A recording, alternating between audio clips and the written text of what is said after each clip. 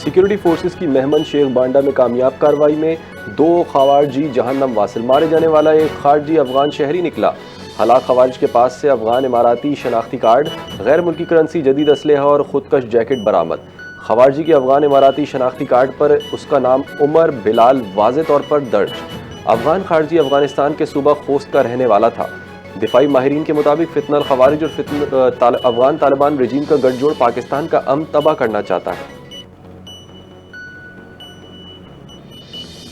فتنہ ہندوستان سے تعلق رکھنے والے دہشت گردوں سے کے اہل خانہ کا لا تعلقی کا اظہار۔ گوادر میں 2 خاندانوں کا لاپتہ بیٹیوں سے لا تعلقی کا اعلان۔ گوادر سے تعلق رکھنے والے علی بلوچ اور شیر محمد کی پریس کانفرنس۔ علی بلوچ نے کہا کہ بیٹی اقرا 1 ماہ سے لاپتہ، کوئی سراغ نہیں ملا۔ ان کا خاندان کسی بھی غیر قانونی یا ریاست مخالف سرگرمی کی حمایت نہیں کرتا۔ شہری شیر محمد نے کہا کہ بیٹی حنیفہ 2 جون سے لاپتہ ہے۔ بیٹی نے قانون کے خلاف راستہ اپنایا تو خاندان ذمہ دار نہیں ہوگا۔ خفیہ سے متعلق پروپیگنڈے سے کوئی تعلق نہیں، آئین و قانون کا احترام کرتے ہیں۔ نائب وزیر اعظم و وزیر خارجہ سینیٹر محمد اسحاق ڈار اور مصر کے وزیر خارجہ بدر عبدالعاطی کے درمیان ٹیلی فونک رابطہ۔ خطے کی صورتحال اور باہمی دلچسپی کے مختلف امور پر تفصیلی تبادلہ خیال۔ دونوں رہنماؤں کا سفارتی روابط اور مذاکرات کے تسلسل پر زور۔ مصر نے پاکستان کی ثالثی اور مصالحتی کوششوں کو سراہا۔ اسحاق ڈار نے مصر میں ہونے والے R4 اجلاس میں شرکت کی دعوت قبول کر لی۔ پاکستان اور مصر کا قریبی رابطے اور تعاون جاری رکھنے پر اتفاق۔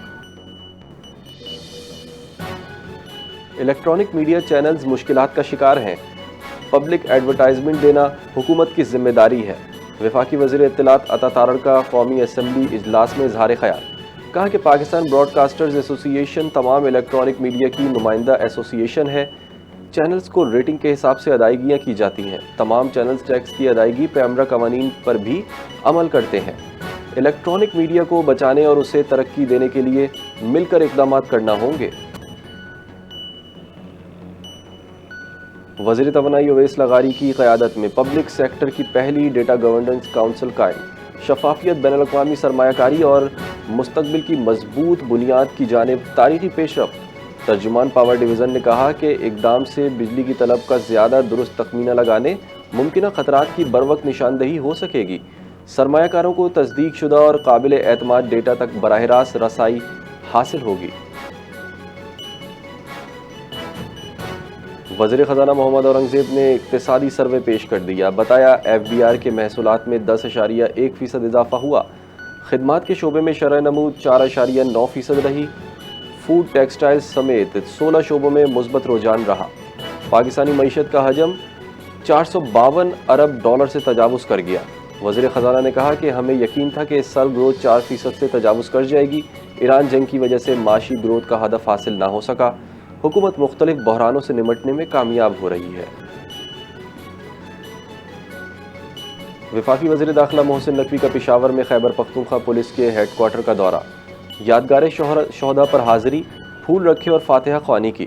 محسن نقوی نے جدید ٹیکنالوجی سے لیس ڈرونز، اسلحہ، نائٹ ویژن گنز اور دیگر آلات کا معائنہ کیا۔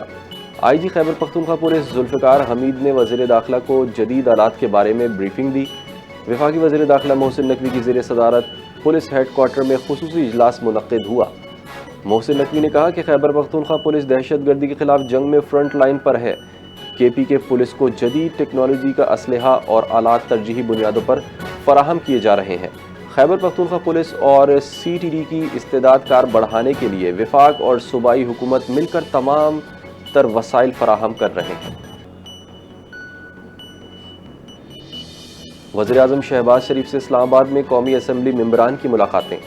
ممبران قومی اسمبلی نے وزیر اعظم کو حلقے کے امور اور جاری ترقیاتی اور فلاحی منصوبوں پر پیش رفت سے آگاہ کیا۔ متعلقہ حلقوں میں نئے منصوبوں کی تجاویز بھی پیش کیں۔ حلقے کے مجموعی سیاسی اور دیگر دلچسپی کے امور پر بھی گفتگو۔ ملاقات میں وزیر اعظم کے معاون خصوصی طلحہ برکی، وفاقی وزیر برائے پبلک افیئرز یونٹ رانا مبشر اقبال بھی شریک تھے۔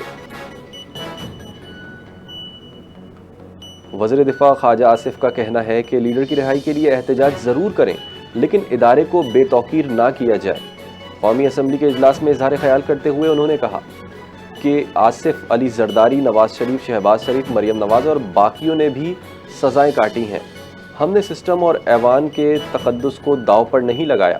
نواز شریف کے ساتھ جو کچھ ہوا اس میں نہیں جانا چاہتا۔ انہوں نے کہا کہ 2.25 سال میں کارروائی کا محور تحریک انصاف کے لیے ان کے لیڈر ہیں۔ یہ لوگ ایوان کی کارروائی میں حصہ نہیں لیتے۔ اس ادارے کو بھی ایک شخص کے لیے نشانہ بنایا۔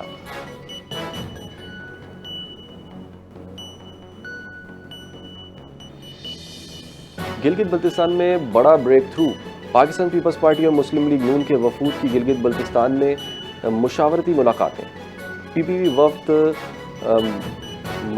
نیر حسین، قمر زمان کائرہ، سینئر وزیر سندھ شرجیل نام میمن، سید ناصر حسین شاہ اور دیگر شامل۔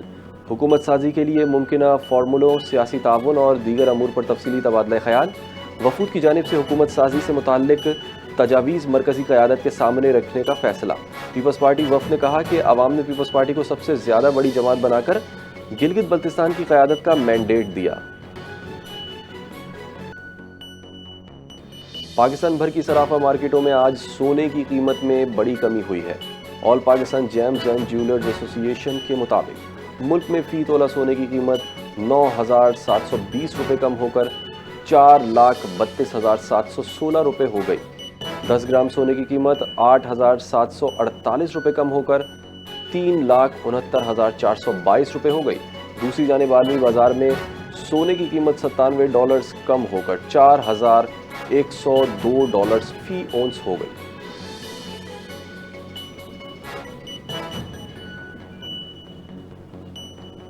ایف آئی اے کراچی سی پورٹ ٹیم کی بڑی کارروائی، 38 لاکھ روپے برآمد، بین الاقوامی ہنڈی حوالہ نیٹ ورک بے نقاب، 3 ملزمان نامزد، کپتان عبدالاسلام رقم منتقل کرتے ہوئے گرفتار۔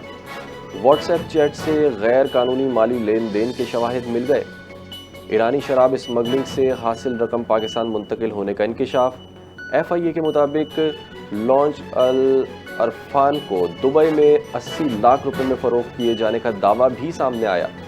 منی لانڈرنگ اور ہنڈی حوالہ کیس کی تحقیقات مزید تیز، شواہد سی بی سی کراچی کے حوالے۔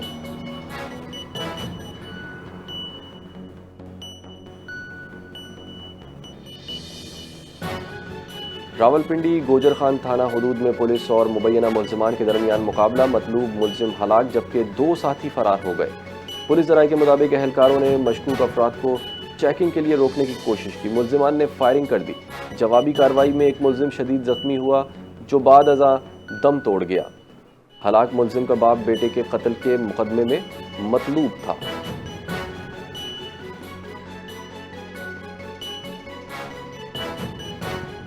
پنجاب کے دارالحکومت لاہور میں تیزاب گردی کا ایک اور واقعہ، ملزم نے متاثرین پر زمزم پلانے کے نام پر تیزاب پھینک دیا، 6 افراد جھلس کر زخمی۔ پولیس کے مطابق تیزاب گردی کا واقعہ رنگ محل کے علاقے میں پیش آیا۔ فوری کارروائی کرتے ہوئے ملزم کو گرفتار کر لیا۔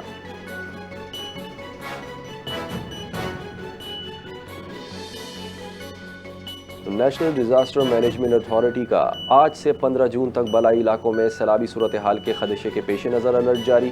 گلگت بلتستان، خیبر پختونخوا اور آزاد کشمیر میں آندھی اور گرج چمک کے ساتھ بارش متوقع، سیلابی صورتحال پیدا ہونے کا خدشہ۔ نشیبی علاقوں اور ندی نالوں میں قریب رہنے والے شہریوں کو احتیاطی تدابیر اختیار کرنے کی ہدایت۔